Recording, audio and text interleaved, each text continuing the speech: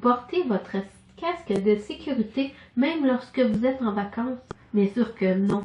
La plupart des incidents arrivent lorsqu'on est non vigilant ou lorsqu'on n'est pas conscient du danger. Dans cette vidéo, je vais vous montrer comment apprendre à vos enfants à être conscients du danger.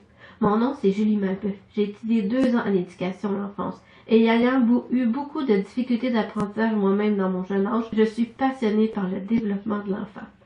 Une protection, pour qu'elle soit efficace, elle doit d'abord être portée. Comme je l'ai dit tantôt, la plupart des incidents arrivent incluant les noyades, arrivent lorsqu'on n'est pas vigilant. Mais c'est impossible d'être vigilant à 100% tout le temps.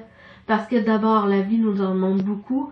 Il faut préparer les repas, et il faut faire l'épicerie. Il y a le petit dernier qui nous fait une crise. C'est impossible d'avoir l'attention sur tout et parfaitement en même temps. En plus, le cerveau a ce qu'on peut appeler reset en anglais, qui nous empêche de devenir complètement fou parce qu'il ne peut pas recevoir trop d'informations en même temps.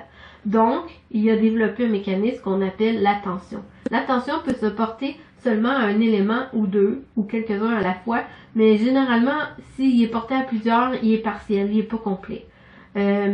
Donc, à ce moment-là, c'est impossible de voir tout, surtout quand on a plusieurs enfants, et d'être conscient de tout.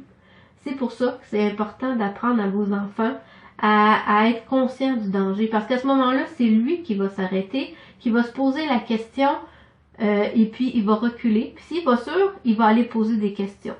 Donc de là l'importance de leur apprendre. La première chose, c'est d'expliquer les règles et le pourquoi. En fond, le comment et le pourquoi.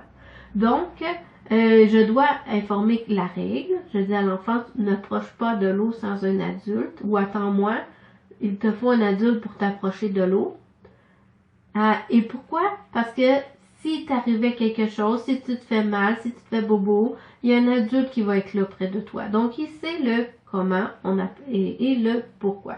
Ça, c'est important. L'autre chose qui est importante, c'est d'être constant. Ça, c'est une des choses les plus importantes. Car si vous n'êtes pas constant, à ce moment-là, le point d'avant, il risque d'être annulé. Parce que si vous n'êtes pas constant, vous dites à l'enfant, ça c'est vraiment important, mais le lendemain, vous ne le faites pas porter, vous ne le faites pas l'action. Donc, pour lui, ben, finalement, c'est pas si important que ça. Donc, c'est important d'être constant. Et si on ne peut pas être constant, on explique pourquoi. Donc, aujourd'hui, je ne te fais pas porter ta veste de sécurité parce que je t'apprends à nager. Ou parce que la piscine est trop petite. Donc, je vais être plus près de toi et je vais te surveiller. Donc, on explique le pourquoi à ce moment-là. Comme ça, l'enfant comprend. Puis, ok, c'est quand même important, mais cette fois-là, pour cette raison-là, la règle n'a pas été respectée. Si vous utilisez un BFI, une veste de protection individuelle, donc il faut qu'il soit adapté et ajusté à l'enfant. Donc on ajuste les sangles, il faut qu'il soit à la bonne grandeur et puis au bon poids. Donc, et puis surtout, il faut le tester. Vous seriez surpris à quel point plusieurs BFI ne sont vraiment pas adaptés. Donc, on va dans un aimant d'eau avec la veste de l'enfant. On peut emmener l'enfant à ce qu'il soit à peu près sur le bout des pieds. C'est incorrect s'il touche par terre. Le but, c'est qu'il bouge, il saute, il lève les bras, parce que si la veste elle à sortir, elle va sortir. Fait qu'on la teste. Bien sûr, on surveille l'enfant, mais on surveille aussi les mouvements du VFR.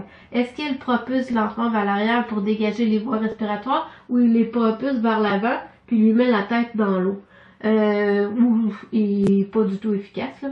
Bref, s'il amène la tête dans l'eau, c'est vraiment pas efficace. Par contre, il peut être pratique pour apprendre à nager, mais c'est sûr qu'à ce moment-là, il faut être très très vigilant avec l'enfant, à le surveiller plus. Donc, on fait un résumé. De 1, il faut apprendre à l'enfant la conscience du danger en lui expliquant les règles et le pourquoi.